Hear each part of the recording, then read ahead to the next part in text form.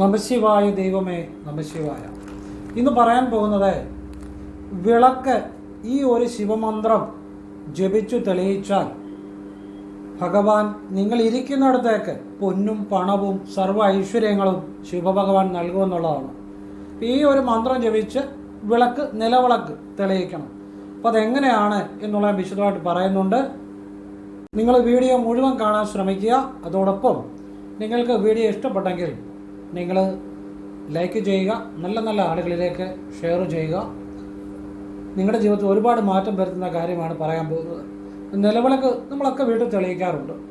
അപ്പോൾ എങ്ങനെ തെളിയിക്കണം, ഒരു ശിവമന്ത്രം തെളിയിച്ചുകൊണ്ട് ഒരു ശിവമന്ത്രം ജപിച്ചുകൊണ്ട് നിലവിളക്ക് നിങ്ങളൊന്ന് ചെയ്തു നോക്കുക. എന്നിട്ട് നിങ്ങൾക്കപ്പം മനസ്സിലാവും ഭഗവാൻ നിങ്ങൾക്ക് അതുപോലെ ധനവും പൊന്നും സർവ്വ ഐശ്വര്യങ്ങളും പൊന്നും പണവും എല്ലാം നൽകും.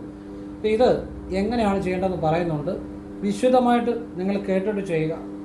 അതിനു മുമ്പ് ഞാനൊരു കാര്യം പറയാം. നേരിട്ട് കൺസൾട്ടിങ് ഇല്ല, വാട്സപ്പ് വഴി മാത്രമേ ഉള്ളൂ. സംഖ്യാജ്യോതിഷം, ഹസ്തരേഖ, ഗ്രഹനില ഇതൊക്കെ വിശകലനം ചെയ്യുന്നത്. താല്പര്യമുള്ളൊരു വാട്സപ്പ് ഇടുക. ഫ്രീ ആകുമ്പോൾ റിപ്ലൈ തരും.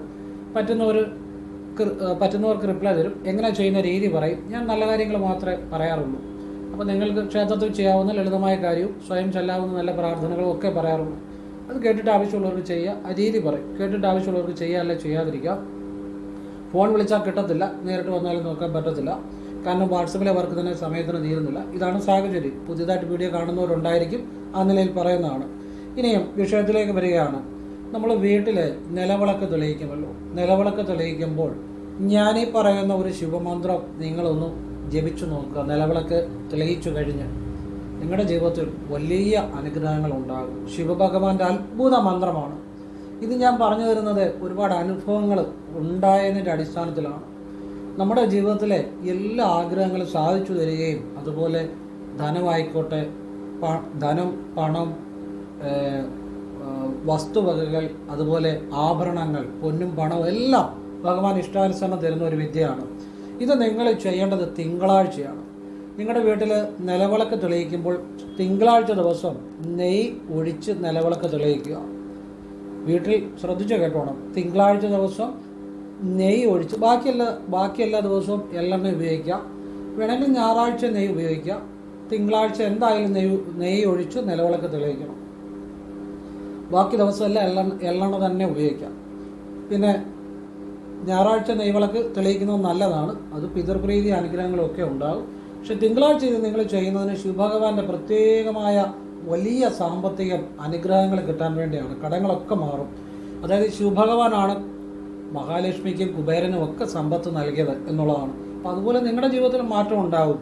അത് ശരിയായിട്ട് മനസ്സിലാക്കി ചെയ്യുക. തിങ്കളാഴ്ച നെയ്യ് ഒഴിച്ച് നിലവിളക്ക് തെളിയിക്കണം. എന്നിട്ട് അതിൻ്റെ മുന്നിൽ നിന്ന് ഈ ഒരു അത്ഭുത മന്ത്രം നിങ്ങൾ ജപിക്കുക.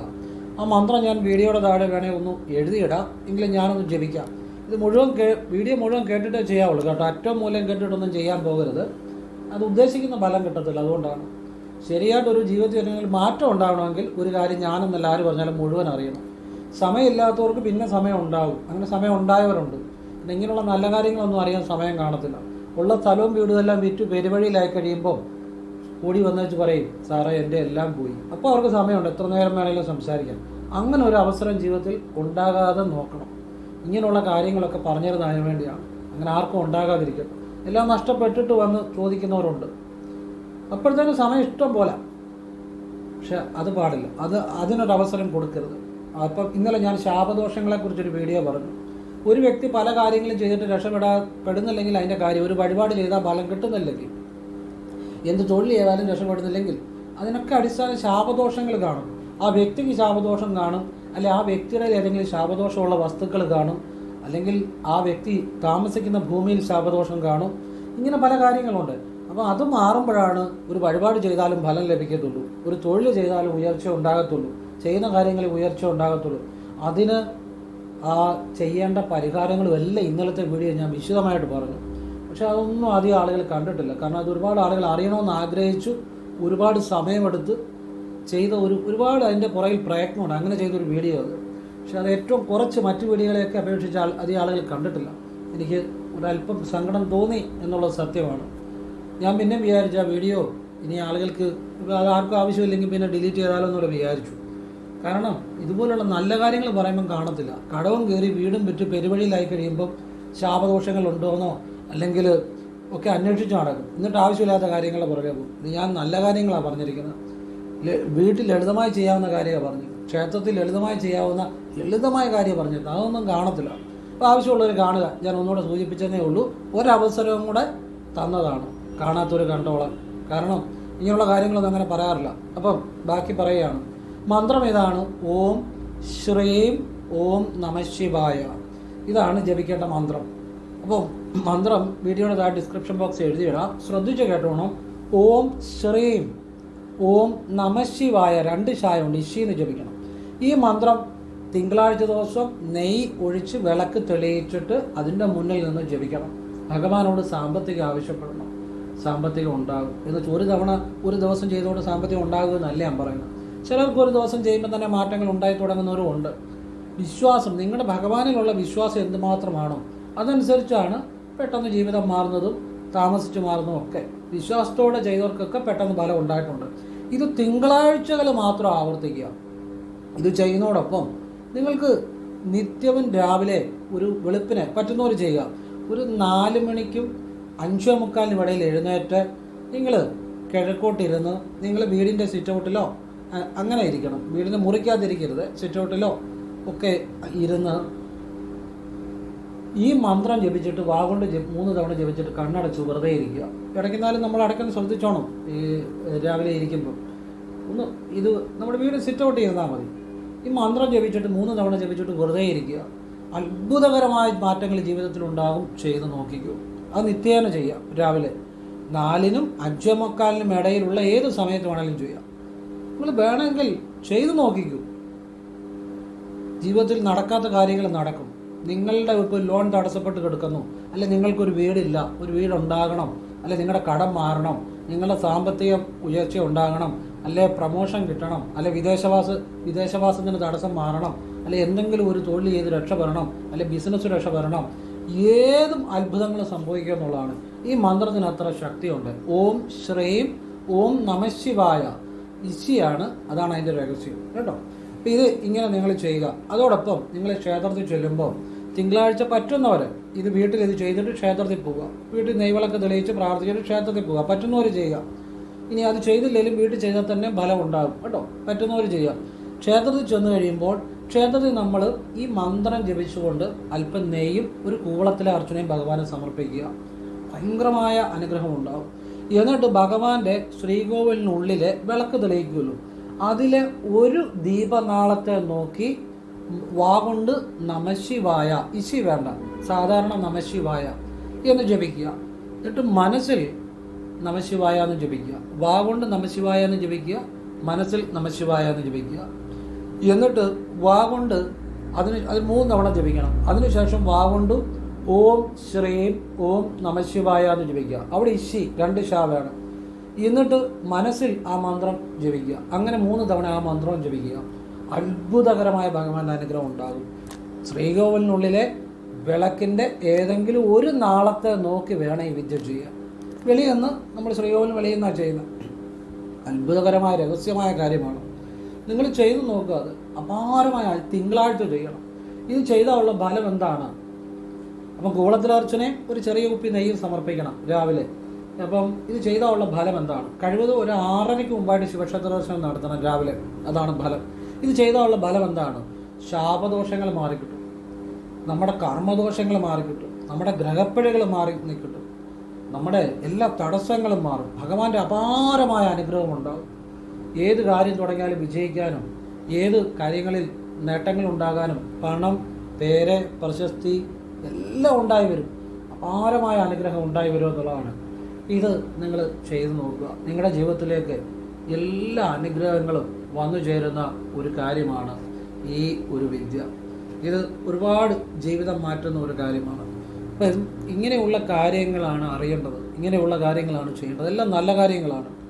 അപ്പം എനിക്ക് ആ ദൃഷ്ടിദോഷത്തിൻ്റെ വീഡിയോ അധികം ആളുകൾ കാണാഞ്ഞതിൽ എനിക്ക് വലിയ വിഷമമുണ്ട്.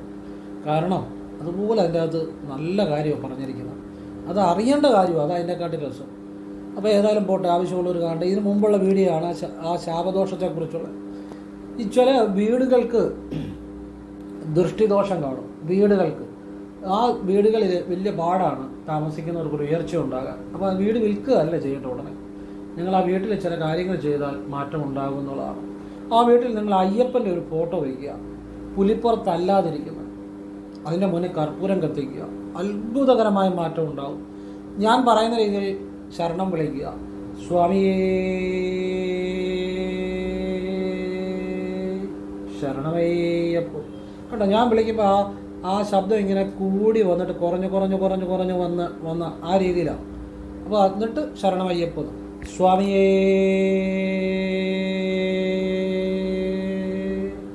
ശരണമയ്യപ്പോ. അപ്പോൾ ശബ്ദം ഇങ്ങനെ നീട്ടി വിളിക്കുക. ശബ്ദം ഇങ്ങനെ സ്വാമിയേ എന്ന് പറയുമ്പോൾ ശബ്ദം കൂടി വന്ന് കുറഞ്ഞ് ആ ചെറിയൊരു വൈബ്രേഷനിലാവുന്നു. അങ്ങനെ ഒന്ന് ശരണം വിളിച്ചു നോക്കുക, അത്ഭുതകരമായ മാറ്റം ഉണ്ടാകും. കർപ്പൂരം തെളിയിച്ചു, രാവിലെ ഒരു തട്ടത്തിൽ കർപ്പൂരം തെളിയിച്ച് കാണിച്ചാൽ മതി, വീടിൻ്റെ ദൃഷ്ടിദോഷം മാറും. ഈ വീടിൻ്റെ ദൃഷ്ടിദോഷം ഉണ്ടായിക്കഴിഞ്ഞാൽ ആ വീട്ടിൽ താമസിച്ചാൽ എപ്പോഴും പ്രശ്നങ്ങളായിരിക്കും. അടി പിടി ഇടി ബഹളം, പരസ്പരം അങ്ങോട്ടും ഇങ്ങോട്ടും കണ്ടുകൂടാ, വീട്ടിലുള്ളവർ തമ്മിൽ പ്രശ്നം, സാമ്പത്തികമായി എപ്പോഴും കടക്കണികൾ, സാമ്പത്തികമായ ബാധ്യതകൾ, എന്ത് ചെയ്താലും ഒരു രക്ഷപ്പെടാനൊരു തടസ്സം. ഇതിനൊക്കെ വീട് മാറുക അല്ലെ വീട് വിൽക്കുക എന്നുള്ളതല്ല പരിഹാരം. അതല്ല, നമുക്ക് അവിടെ നിന്നുകൊണ്ട് ചെയ്യാവുന്ന ഒരുപാട് കാര്യങ്ങളുണ്ട്.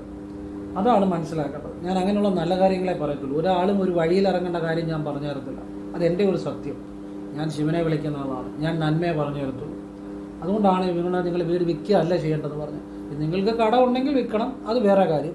അല്ലാതെ ഇതുപോലുള്ള കാര്യമൊക്കെ പറഞ്ഞ് വീട് വിൽക്കാനോ ഒന്നും ഞാൻ പറയത്തില്ല. കാരണം ഞാൻ പറയുന്നൊരു സത്യമുണ്ട്, മനസ്സിലായല്ലോ. ഒരാളും വഴിയിൽ ഇറങ്ങരുത്, അതാണ് ഞാൻ ആഗ്രഹിക്കുന്നത്. എല്ലാവർക്കും ഉയർച്ച ഉണ്ടാകണം, ആ ചിന്തയോടുകൂടിയാണ് പറഞ്ഞു തരുന്നത്.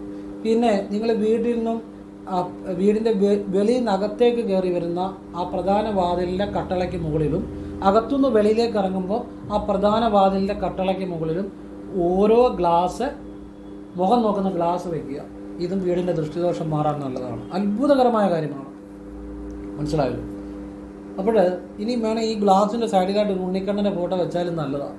പെട്ടെന്ന് ജീവിതത്തിൽ മാറ്റമുണ്ട്. അത് വെളിയിൽ നിന്ന് അകത്തോട്ട് കയറുന്നിടത്ത് വെച്ചാൽ മതി. അപ്പം വെളിയിൽ നിന്ന് അകത്തോട്ട് കയറുമ്പോൾ പ്രധാന വാതിലിന് മുകളിലായിട്ടും അകത്തുനിന്ന് വെളിയിലോട്ട് വരുമ്പോൾ പ്രധാന വാതിലിന് മുകളിലായിട്ടും രണ്ടിടത്തും ഗ്ലാസ് വെക്കണം. ഉണ്ണിക്കണ്ണൻ്റെ ഫോട്ടോ വെളിയിൽ നിന്ന് അകത്തേക്ക് കയറുന്ന പ്രധാന വാതിലിന് മുന്നിലെ ഗ്ലാസിൻ്റെ ഇടത് സൈഡിലായിട്ട് വെക്കണം. ഗ്ലാസിൻ്റെ ഇടത് സൈഡിലായിട്ട് അല്ല, ഗ്ലാസിൻ്റെ വലത് സൈഡിലായിട്ട് വെക്കണം.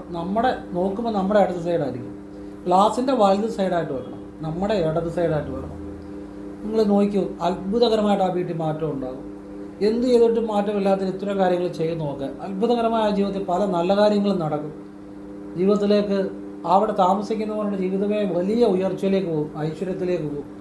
ഇങ്ങനെ ഉള്ള ചില കാര്യങ്ങളുണ്ട്. ഇനിയും എല്ലാം നല്ല കാര്യങ്ങളാണ്. ഇനി ഞാനൊരു കാര്യം പറഞ്ഞുതരാം, നിങ്ങൾക്കിത് ഉപകാരപ്പെടും. ഇപ്പോൾ ഒരു ഫോണ്, ഇപ്പോൾ എൻ്റെ ഒരു ഫോൺ ഇരിക്കുന്നു. ആ ഫോണ് ഒരു കാര്യം പറഞ്ഞു തരാൻ വേണ്ടിയാണ് പറയുന്നത്. ആ ഫോണ് ഇപ്പോൾ ഈ പോക്കറ്റിൽ ഇരുന്ന് കഴിയുമ്പോൾ ഇത് അമങ്ങിക്കഴിഞ്ഞാൽ, ചെറുതായിട്ട് അമങ്ങിക്കഴിഞ്ഞാൽ അതിൻ്റെ സ്ക്രീന് കംപ്ലൈൻറ്റ് വരത്തില്ല. നല്ല രീതിയിൽ അത് പ്രസ്സായി കഴിയുമ്പോൾ ആ സ്ക്രീൻ ചിലപ്പം കംപ്ലൈൻ്റ് ആവും. അപ്പോൾ ഏത് കാര്യവും നല്ല ഫോഴ്സിൽ ഒരു ബലം വരുമ്പോഴാണ് ആ കാര്യത്തിൽ ഒരു മാറ്റം ഉണ്ടാകുന്നത്.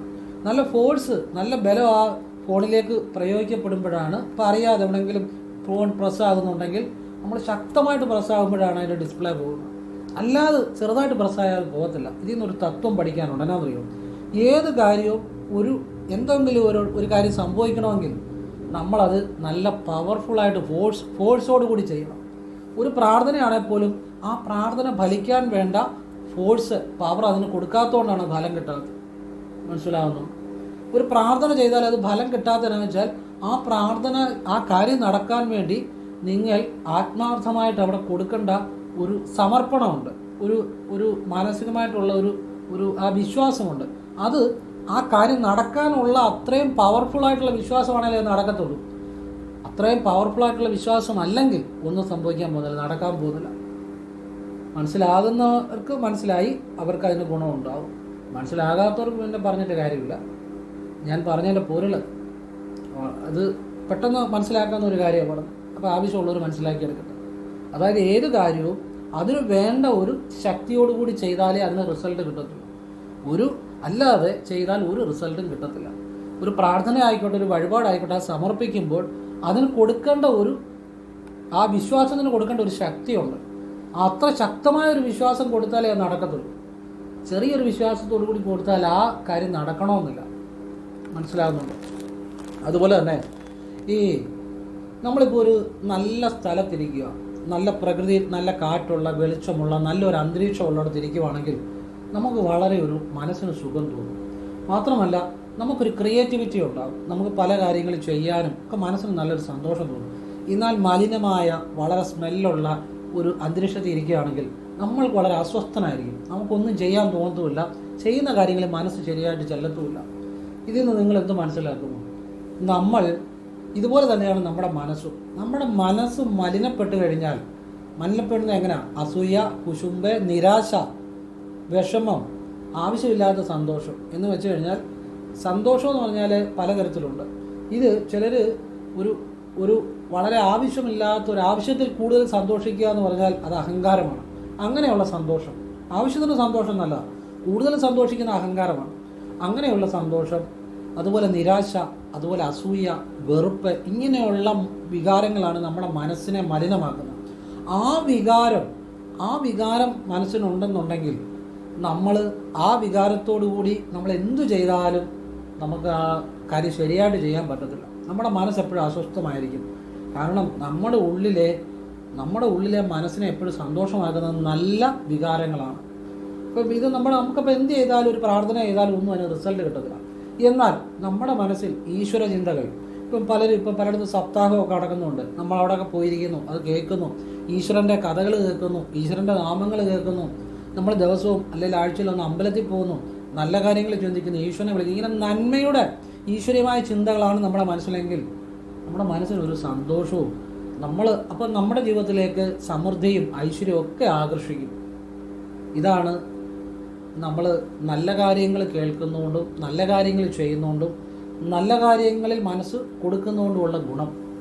അല്ലാതെ തെറ്റായ കാര്യങ്ങൾ അറിയുകയും ആവശ്യമില്ലാത്ത അസൂയയും കുശുമ്പും, മറ്റുള്ളവരെ കളിയാക്കുക, പൊങ്ങച്ചം പറയുക, ഇങ്ങനെയുള്ള ദുർവികാരങ്ങളാണ് നമ്മുടെ ഉള്ളിലുണ്ടെങ്കിൽ എന്ത് പ്രാർത്ഥന ചെയ്താലും അത് ഫലം കിട്ടാൻ തടസ്സമുണ്ടാകും. അപ്പോൾ ആദ്യം ചെയ്യേണ്ടത് നിങ്ങളുടെ മനസ്സിനെ ശുദ്ധീകരിക്കുക, അല്ലെ നമ്മുടെ മനസ്സിനെ ശുദ്ധീകരിക്കുകയാണ്. അതിന് ഏറ്റവും നല്ല മാർഗമാണ് രാവിലെ 4 മണിക്കും 5:45 ഇടയ്ക്ക് എഴുന്നേറ്റ് ഈ ഒരു ശിവമന്ത്രം ഓം ശ്രീം ഓം നമഃശിവായ, അവിടെ ഇശ്ശീന്ന് ഉച്ചരിക്കണം. ഇത് ഒരു വാഗോണ്ട് 3 തവണ ജപിച്ചിട്ട് മനസ്സിൽ 3 തവണ ജപിക്കണം. എന്നിട്ട് കണ്ണടച്ച് വെറുതെ ഇരിക്കുക. നിങ്ങളെക്കൊണ്ട് പറ്റുന്ന അത്രയും നേരം ഇരിക്കുക. ഒരു 1 മിനിറ്റേ പറ്റിയുള്ള ഇരിക്കുക, അല്ലെങ്കിൽ 3 മിനിറ്റേ പറ്റിയുള്ള ഇരിക്കുക, അല്ലെങ്കിൽ 5 മിനിറ്റേ പറ്റിയുള്ള ഇരിക്കുക, അല്ലെങ്കിൽ 10 മിനിറ്റേ പറ്റിയുള്ള ഇരിക്കുക. പറ്റുന്ന പോലെ ചെയ്താൽ മതി. എന്നിട്ട് നിങ്ങൾക്ക് നിങ്ങളുടെ ആവശ്യമുള്ള കാര്യങ്ങളൊക്കെ ചെയ്യാം. ജോലി സംബന്ധമായ കാര്യങ്ങൾ ചെയ്യാം. നിങ്ങൾക്ക് അന്നത്തെ ദിവസത്തേക്കുള്ള തയ്യാറെടുപ്പുകൾ നടത്താം. ഇത് 4 മണിക്ക് 5:45 ഇടയ്ക്ക് ചെയ്താൽ മതി. ഒരു കൈയും കാലും മുഖവും കഴുകി കസേര ഇരുന്ന് കിഴക്കോട്ടിരുന്ന് സിറ്റൗട്ട് ഇരുന്ന് ചെയ്യണം. വീടിനകത്തിരുന്ന് ചെയ്യരുത്. കാരണം സിറ്റൗട്ട് ഇരുന്ന് ചെയ്യുമ്പോൾ വെളിയിലത്തെ കാറ്റും ആ സമയത്തെ ഒരു കാറ്റും ഒക്കെ നമ്മുടെ ശരീരത്തിൽ തട്ടുമ്പോൾ ആ സമയത്തെ ആ ഒരു നല്ല ഊർജ്ജപ്രവാഹം നമ്മുടെ ശരീരത്തിൽ തട്ടുമ്പോഴും അത് നമ്മുടെ ശ്വാസത്തിലൂടെ നമ്മൾ എടുക്കുമ്പോഴും ഒക്കെ ഒരു ദൈവികമായ അനുഭൂതി ഉണ്ടാകും. ആ സമയത്തിന് പ്രത്യേകതയുണ്ട്.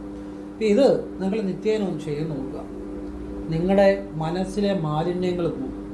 മനസ്സിലെ മാലിന്യം പോകുമ്പോൾ നിങ്ങളുടെ കൂടെയുള്ള ശാപദോഷങ്ങളും മാറിക്കിട്ടും, നിങ്ങളുടെ കർമ്മദോഷങ്ങളും മാറിക്കിട്ടും.